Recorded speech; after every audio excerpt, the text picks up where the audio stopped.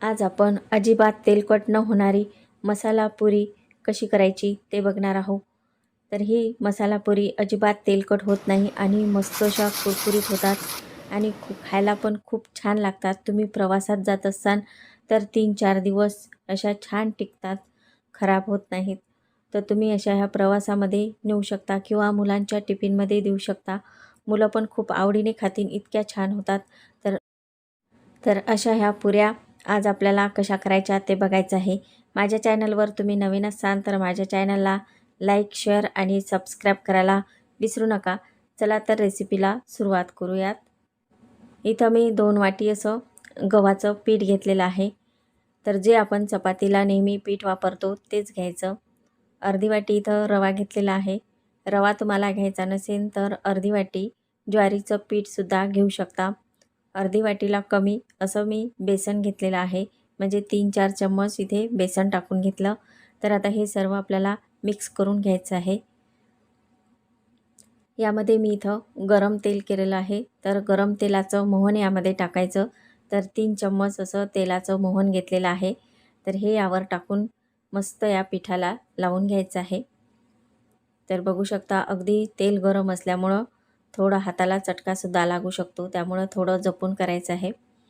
यावर तेलाचं मोहन टाकल्यावर थोडं कोमट होऊ द्यायचं आणि नंतर असं मिक्स करून घ्यायचं। असा मुटका तयार झाला पाहिजे। तर हे परफेक्ट आपलं पीठ तयार झालं। यामुळं पुरी आपली मस्त अशी कुरकुरीत तयार होते।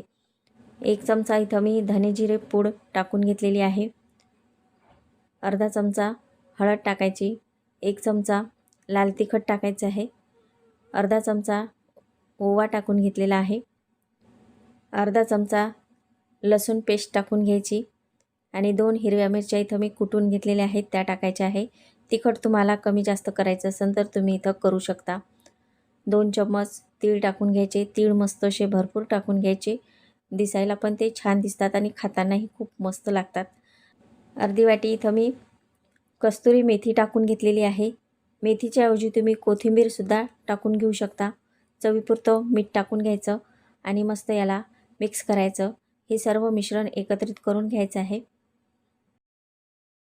सुरुवातीला एकत्रित करून घेतल्यावर काय होतं की हे सर्व मिश्रण चांगलं या पिठाला लागल्या जातं, त्यामुळं हे सर्व आधी मिश्रण असं मिक्स करून घ्यायचं। नंतर यामध्ये थोडं थोडं पाणी टाकून याचा मस्त गोळा मळून घ्यायचा आहे।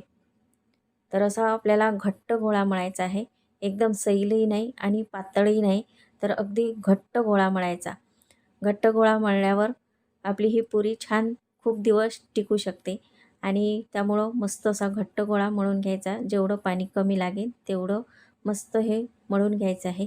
तर 2 मिनिटासाठी आपल्याला हे मुरू द्यायचं आहे। तर 2 मिनिटानंतर मस्त आणखी थोडं मळून घ्यायचं।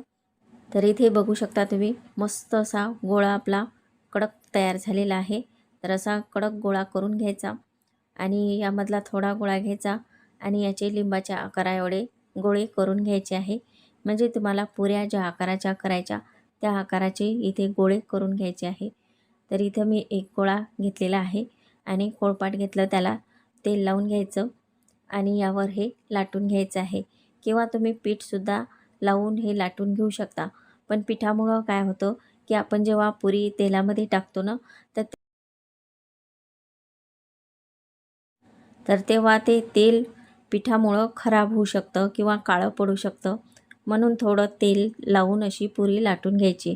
तुम्ही जाड पातळ जशी हवी तशी तुम्हाला इथे पुरी लाटून घेऊ शकता। पण पुरी जास्त पातळ लाटली की ती छान फुगत नाही, त्यामुळं थोडी जाडसर पुरी लाटून घ्यायची। तर मी इथं अशा जाडसर पुऱ्या लाटून घेतलेल्या आहे। तुम्हाला पातळ लाटायच्या असतील तर तुम्ही पातळसुद्धा लाटून घेऊ शकता। तर आता अशा पद्धतीने आपण सर्व पुऱ्या करून घेऊयात।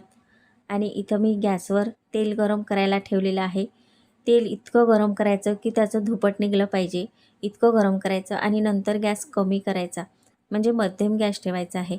आणि त्यामध्ये आपण पुरी टाकून मस्त अशी पुरी तळून घ्यायची। असं केल्यामुळं काय होतं, ह्या पुऱ्या मस्त टम्म फुगतात। तर पूर्ण अशा पुऱ्या ह्या आपल्याला तळून घ्यायच्या आहे। तर ह्या मध्यम गॅसवर पुऱ्या मस्त आपण तळून घेऊयात। सुरुवातीला तेल गरम करायचं आणि नंतर गॅस मध्यम ठेवायचा। असं केलं की मस्त ह्या पुऱ्या छान फुगतात। तर अशा पद्धतीने आपण सर्व पुऱ्या मस्त तळून घेऊयात. तुम्ही बघू शकता कशा मस्त ह्या फुगत आहेत. तर अशा पद्धतीने छान पुऱ्या करून घ्यायच्या आहे. पुरी टाकल्या लगेचच अशी काढून घ्यायची नाही, तर गॅस कमी करून मस्त ही दोन्ही साईडनी छान अशी लालसर तळून घ्यायची, म्हणजे ती जास्त दिवस टिकते. आतून पण ती छान अशी तळल्या जाते आणि कच्ची राहत नाही, त्यामुळं ती खूप दिवस मस्त टिकते. तर अशा पद्धतीने ह्या पुऱ्या तळून घ्यायच्या. तर इथं मी सर्व पुऱ्या ह्या तळून घेतलेल्या आहेत. तर तुम्ही बघू शकता अजिबात तेलकट झाल्या नाही. तर मस्त अशा ह्या पुऱ्या आपल्या खुसखुशीत तयार झालेल्या आहेत.